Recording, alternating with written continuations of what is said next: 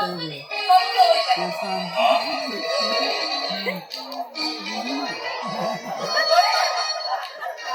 बाप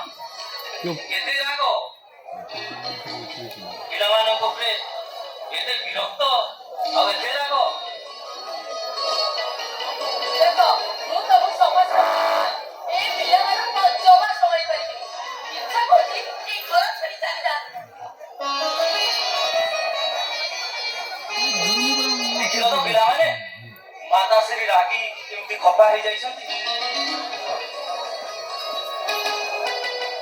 ମାତାଶ୍ରୀଙ୍କୁ ଯାଇ ବୁଝାଅ ବୁଝିଲ ପିଲାମାନେ ମାତାଶ୍ରୀଙ୍କୁ ଯାଇ ବୁଝାଅ ନଚେତ୍ ଆମର ଖାଇବା ପିଇବା ବନ୍ଦ ହେଇଯିବ ଯେ ମାତାଶ୍ରୀଙ୍କ ଯଦି ମାତାଶ୍ରୀ ମାନଭଞ୍ଜନ କଲେ ସିନା ଆମେ ଆମର ଡ୍ୟୁଟିରେ ଯିବା ତେଣୁକରି